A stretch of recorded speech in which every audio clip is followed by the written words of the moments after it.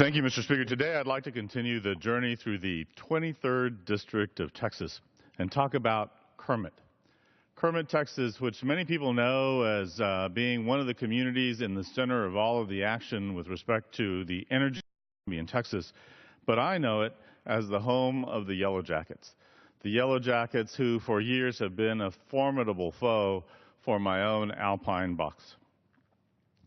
Kermit started life, the town started as a local trading and supply company or trading and supply depot for the ranches that dotted the West Texas landscape. Kermit gets its name not from a notable green frog known for being the first frog to communicate with humans, but instead it gets its name from Kermit Roosevelt, the only place in the United States that is named for the son of a former U.S. President, Teddy Roosevelt.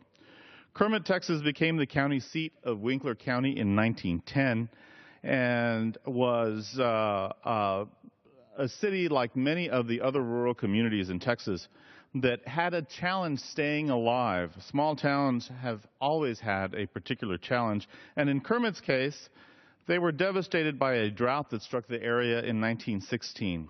That forced many homesteaders and ranchers to leave.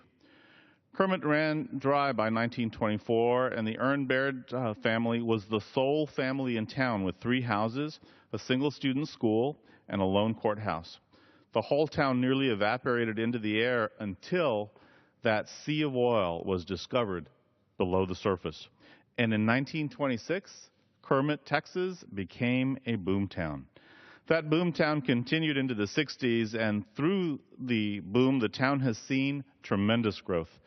During the rapid expansion of the city, flooding actually became a problem.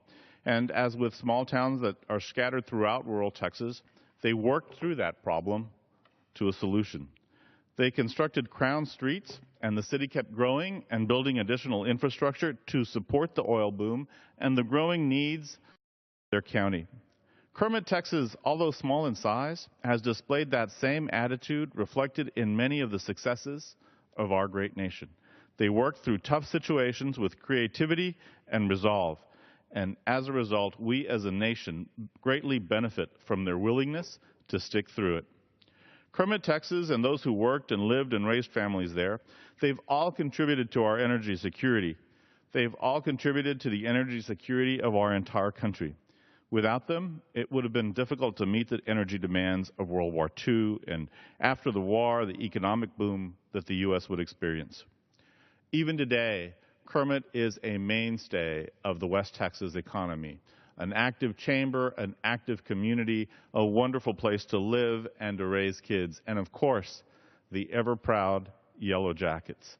If you find yourself near Kermit, Texas, I invite you to visit this small and historic town that has contributed so much, so greatly to our Texas values, our Texas history, and our Texas success. Kermit, Texas. Thank you, Mr. Speaker, and I yield back the balance of my time.